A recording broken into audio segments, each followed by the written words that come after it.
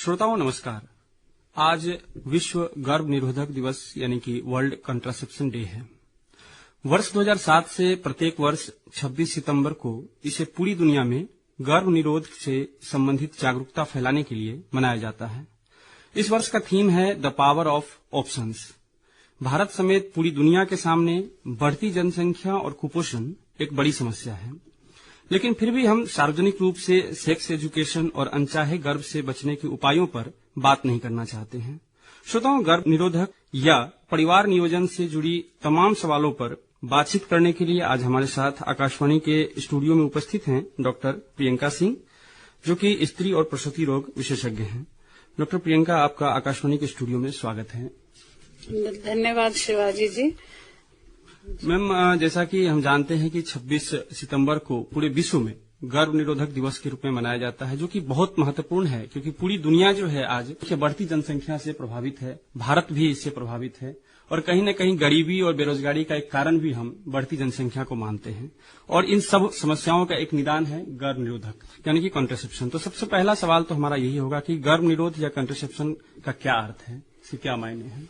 देखिए, गर्भ निरोध या कॉन्ट्रासेप्शन, इसको जन्म नियंत्रण भी कहा जा सकता है। इसका उपयोग गर्भावस्था को रोकने के लिए किया जाता है। अब सवाल ये है, प्रश्न ये है कि आखिर में गर्भावस्था को क्यों रोका जाए? ये एक जरूरी चीज है क्योंकि बढ़ती जनसंख्या जो है वो हमारा सामाजिक और आर्थिक विकास दोनों नहीं होने देती है। जनसंख्या की वृद्धि पे रोक लगाने के लिए और इस बारे में जागरूकता फैलाने के लिए, गर्भ निरोध और उसके ऑप्शंस को बताने के लिए 2007 से, जैसा कि शिवाजी जी ने कहा, 2007 से विश्व गर्भ निरोध दिवस मनाया जा रहा है। और ये एक बहुत अच्छी पहल है जो विश्व स्वास्थ्य संगठन ने शुरू की है। इससे हम अपनी महिलाओं को शिक्षा दे सकते हैं कि आखिर में क्या ऑप्शंस हैं उनके पास, गर्भ निरोध कैसे किया जा सकता है। क्योंकि सर्वश्रेष्ठ गर्भ निरोध जो है वो शिक्षा है। अगर हम उचित शिक्षा, अच्छी शिक्षा देंगे अपने दोनों पुरुषों को और महिलाओं को, तो उससे अच्छा गर्भ निरोध नहीं है कोई। जी, आपने शिक्षा की बात की, हम और इस पर विस्तार से आपसे सवाल करेंगे। लेकिन जो एक महत्वपूर्ण सवाल लोगों के सामने आता है कि जब हम गर्भ निरोध या कॉन्ट्रासेप्शन की बात करते हैं तो इसके क्या क्या उपाय हो सकते हैं, कितने प्रकार से गर्भ निरोध किया जा सकता है? देखिए, गर्भ निरोधक मेनली दो प्रकार के होते हैं, एक स्थायी और एक अस्थायी।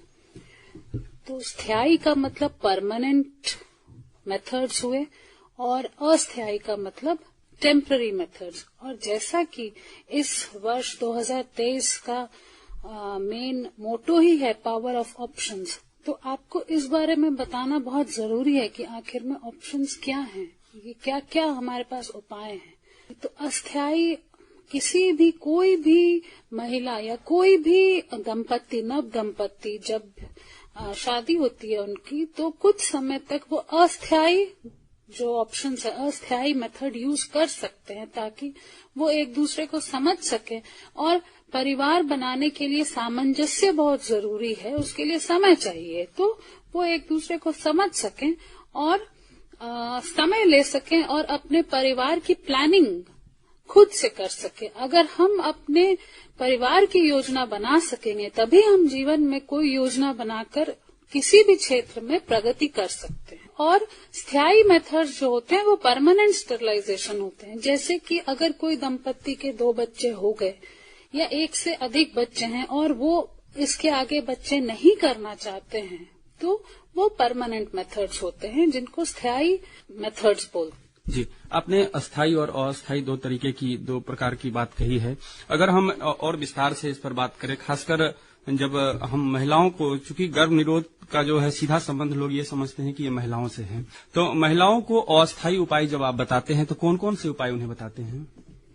जी, अस्थायी मेथड्स में एक तो बैरियर मेथड होता है जो कि कॉन्डम्स होते हैं, जो दोनों ही महिलाओं के कॉन्डम्स भी होते हैं और पुरुष के भी कॉन्डम्स होते हैं, ये अस्थायी हो गए। और गर्भ निरोधक गोलियां हैं, गर्भाशय में डालने वाले डिवाइसेस हैं जिनको हम लोग IUCDs बोलते हैं, इंट्रायूट्राइन डिवाइसेस, जो कि 2 प्रकार के होते हैं। एक जो सामान्य कॉपर टी होता है और दूसरा जो कि हार्मोन रिलेटेड IUDs होते हैं। तो गोलियां हो गई, इंजेक्शंस भी आते हैं। कई इंजेक्शंस हैं जो महीने महीने लेने होते हैं, कई इंजेक्शंस होते हैं जो हर 3 महीने पे लिए जाते हैं। ये सारे ही अस्थायी मेथड्स होते हैं। जी। अस्थायी मेथड क्या है? स्थायी मेथड जो होते हैं वो 2 प्रकार के होते हैं, पुरुषों के लिए भी होते हैं और महिलाओं के लिए भी होते हैं। ऐसा मानना है पूरे नॉर्मल लोगों में, समाज में, कि सिर्फ महिलाएं ही नसबंदी करा सकती हैं या महिलाएं ही परिवार नियोजन करा सकती हैं। ऐसा गलत है। अगर कोई महिला नहीं करा पा रही है, उसकी हेल्थ इश्यूज हैं या कुछ ऐसी प्रॉब्लम है, तो पुरुष भी करा सकते हैं। और हमारे समाज को इसको समझना चाहिए और ज्यादा आगे आना चाहिए इसमें।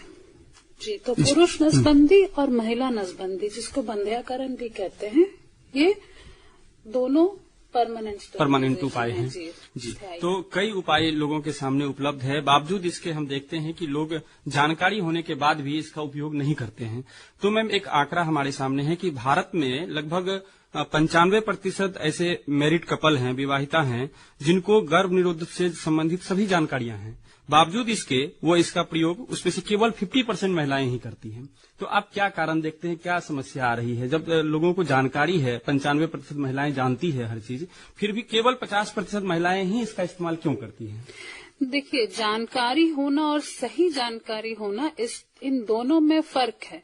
एक तो बहुत सारे मिथ्स होते हैं कि जो सामाजिक कुछ बातें हैं जो चली जा रही हैं, हमने आपसे सुना, आपने उनसे सुना, लेकिन कोई उसका सही मायने में सही शिक्षा होनी जरूरी है। तो आप या तो किसी हेल्थ केयर वर्कर से या किसी डॉक्टर से संपर्क कर सकते हैं और उसके बारे में आप ज्यादा अच्छे से जानकारी ले सकते हैं, क्योंकि ऐसा लगता है लोगों को कि कुछ सुरक्षित नहीं है, उनके साइड इफेक्ट्स होते हैं, ये सारी बातें। लेकिन इनसे जो फायदे हैं उन पे ध्यान देना ज्यादा जरूरी है।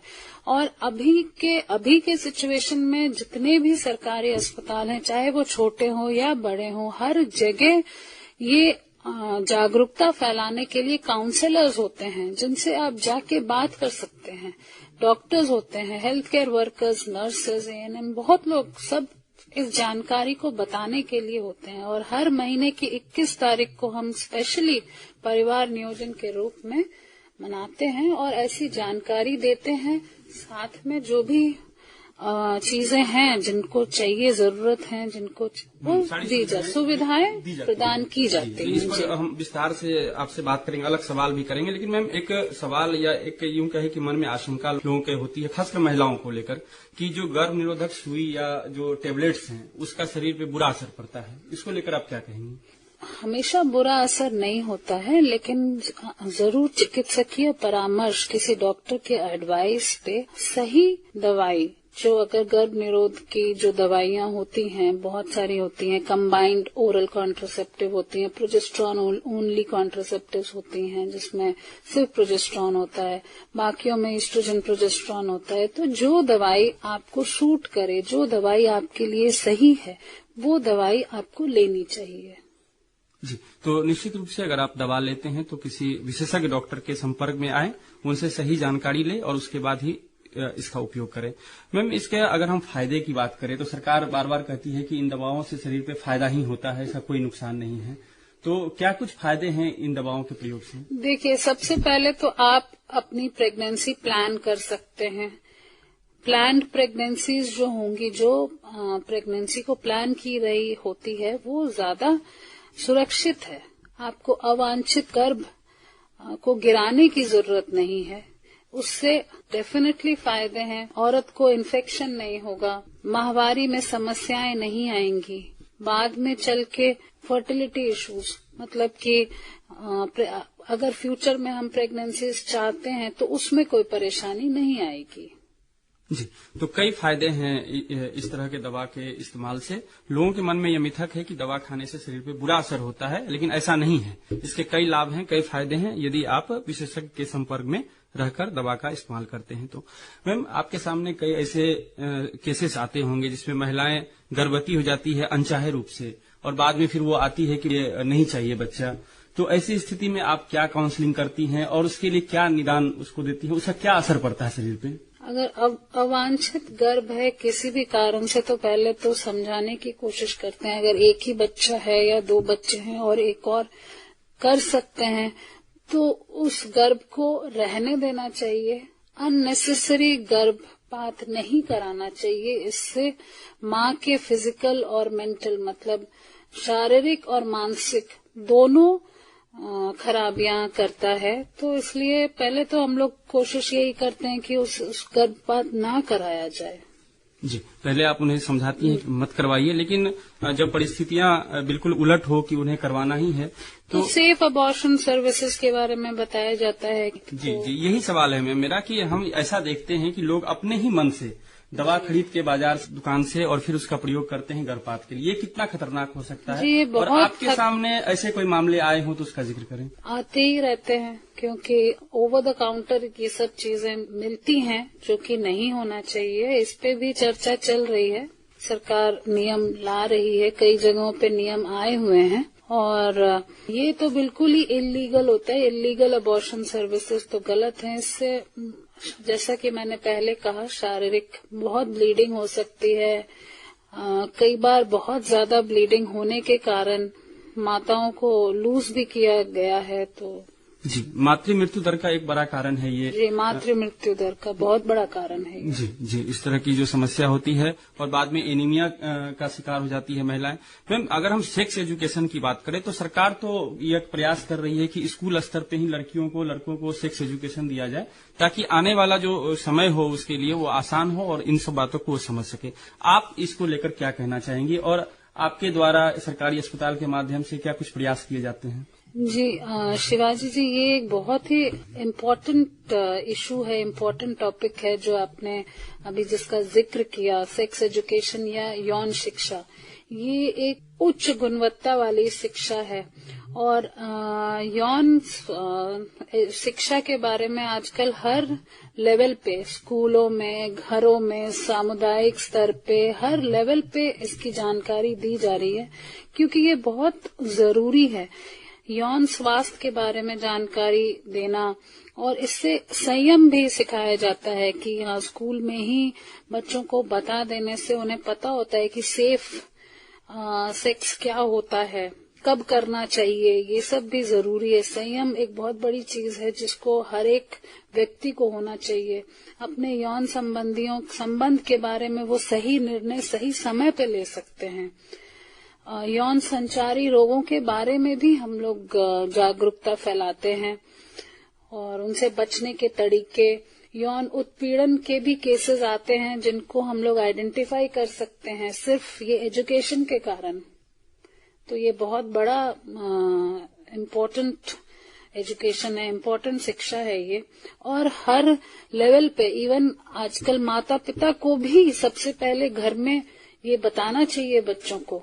जी, घर से ही यह शिक्षा शुरू होती है, फिर विद्यालय तक और फिर अस्पताल में भी जो डॉक्टर होते हैं वो निश्चित रूप से बताते हैं कि क्या उचित है और क्या अनुचित है, तो ये शिक्षा दी जाती है। मैम, अगर हम दवाओं की बात करें, गर्भ निरोधक दवाओं की बात करें, तो सामान्य तौर पर जो दवाएं हैं, आदमी अस्वस्थ होता है तो उपयोग करता है, यह तो स्वस्थ अवस्था में इसका उपयोग करना है, तो कई बार महिलाएं भूल भी जाती हैं, दवा नहीं ले पाती हैं, तो ऐसी महिलाओं को आप क्या कहेंगी, क्या कहना चाहती हैं? जी, इसके लिए मैं अपने हर जगह मैं यही बताती हूँ कि आपको एक टाइम डिसाइड कर लेना चाहिए, एक निश्चित समय पे ये दवाई लेनी चाहिए। जैसे कि हम सुबह उठते हैं, हम चाय पीना नहीं भूलते, अगर हम शौच और नित्य कर्म करना नहीं भूलते हैं कभी भी, तो इसको वैसा ही अपने जीवन शैली में डाल देना चाहिए। बेस्ट टाइम होता है रात को सोने से पहले।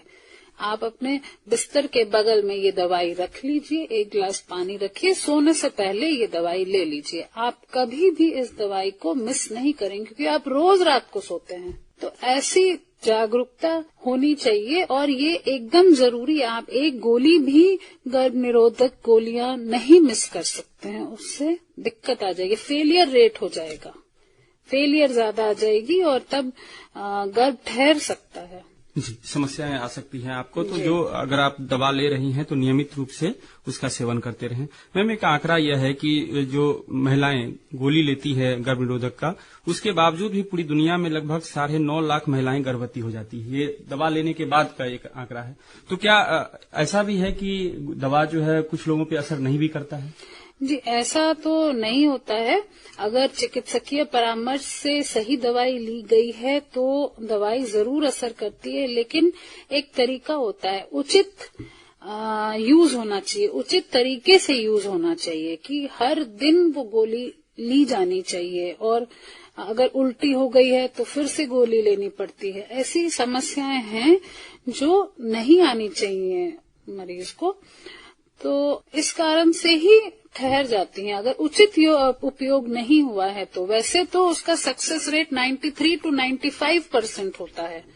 आंकड़े यही हैं कि सक्सेस रेट जो होती है 93 to 95%। जी, तो निश्चित रूप से कहीं न कहीं लापरवाही एक बड़ी वजह होती है जिसमें समस्याएं उत्पन्न होती हैं।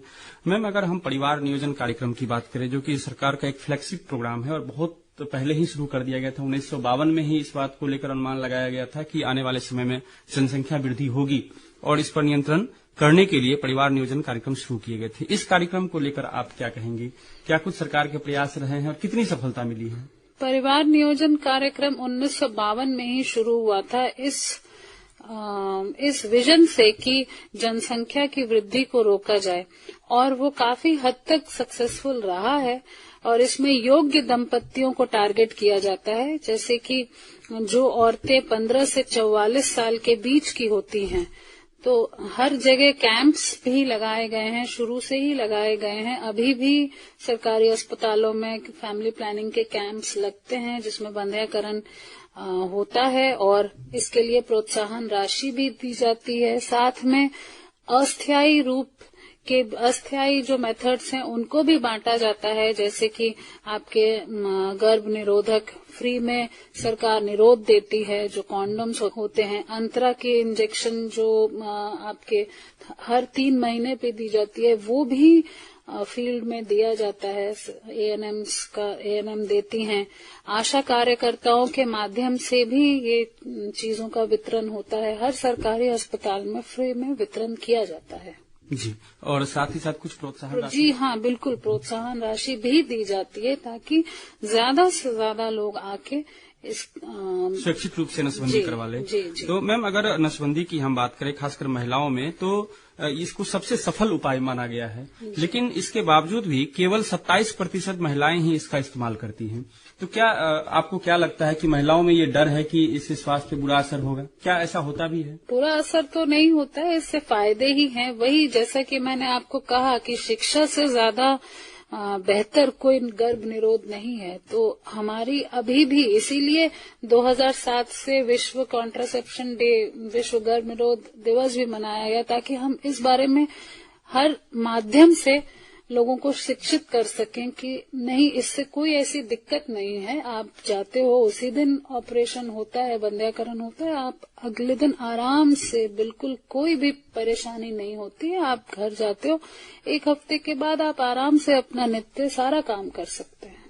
जी, तो बहुत सारे भ्रम लोगों के अंदर हैं और निश्चित रूप से इस कार्यक्रम के माध्यम से लोगों के मन में जो सवाल हैं वह समाप्त होंगे और लोग आगे बढ़कर, चाहे वो पुरुष हो या महिला हो, नसबंदी करवाएंगे। और जो सरकार का प्रयास है कि जनसंख्या नियंत्रण हो, उसमें लोगों की सहभागिता होगी। मैम, अगर हम सरकारी अस्पतालों की बात करें, प्राथमिक स्वास्थ्य केंद्र से लेकर के अगर जीएमसीएच पूर्णिया तक की बात करें हम, तो सरकारी अस्पतालों में क्या कुछ सुविधाएं दी जाती है परिवार नियोजन और गर्भ निरोध के संबंध में? जैसा कि मैंने पहले भी कहा था कि हर प्रत्येक माह के 21 तारीख को परिवार नियोजन दिवस भी मनाया जाता है और हर महीने ये कार्यक्रम होता है। साथ ही कैंप्स भी ऑर्गेनाइज किए जाते हैं फैमिली प्लानिंग के, जहां पे बंध्याकरण होता है, और अस्थायी जो मेथड्स हैं उनको भी वितरण किया जाता है। हर लेवल पे होता है, फील्ड में भी होता है, आशा कार्यकर्ता और एएनएम कार्यकर्ताओं के माध्यम से। जी, तो सरकारी अस्पताल में और सरकार के जो प्रयास हैं वो निश्चित रूप से हमें देखने को भी मिल रहा है। सरकारी अस्पताल के माध्यम से लोगों को जागरूक भी किया जा रहा है। जो सुविधाएं चाहिए वो सब मुफ्त में सरकारी अस्पताल के माध्यम से लोगों तक पहुंचाने का प्रयास किया जा रहा है। इसके बावजूद भी जो प्रत्याशित लाभ मिलने चाहिए और जो परिणाम आने चाहिए वह अभी भी आना बाकी है, और इसीलिए सरकार जो है प्रयास कर रही है कि आने वाले समय में जनसंख्या नीति भी लाया जाए ताकि जनसंख्या पर नियंत्रण किया जा सके। क्योंकि देश की प्रगति के लिए मानव संसाधन की आवश्यकता तो है, लेकिन इतना ही चाहिए ताकि उनका भी पालन पोषण अच्छे से हो सके, देश से गरीबी मिटे और शिक्षा मिटे और एक मजबूत राष्ट्र का निर्माण हो सके। मैम, चलते चलते आज इस गर्भ निरोधक दिवस पर आप उन युवा युवतियों को जिन्होंने अपने जीवन को अभी शुरू किया है, क्या कहना चाहेंगी, क्या संदेश देना चाहेंगी? सुरक्षित रहें, स्वस्थ रहें, दुखी ना रहें और अपने भविष्य की योजना बनाएं, अपने परिवार की योजना बनाएं। इसीलिए परिवार नियोजन की बहुत ज्यादा आवश्यकता है इस प्रेजेंट डे में। जी, निश्चित रूप से एक नियोजित परिवार होगा तो वह सफल परिवार होगा और वही परिवार आगे बढ़ेगा और इससे देश का भी विकास होगा। डॉक्टर प्रियंका सिंह, आप आकाशवाणी के स्टूडियो में आई और गर्भ निरोध से जुड़ी तमाम जो आशंकाएं मन में लोगों की होती है उसको दूर किया, लोगों को समझाया, बताया कि यह कितना सुरक्षित है। और दूसरी बात है कि सबसे महत्वपूर्ण जो आपने बताया कि सरकारी संस्थान में, स्वास्थ्य संस्थान में सारी सुविधाएं मुफ्त में उपलब्ध है, उसका लाभ सभी लोगों को उठाना चाहिए। तो आपका बहुत बहुत धन्यवाद। धन्यवाद शिवाजी, धन्यवाद।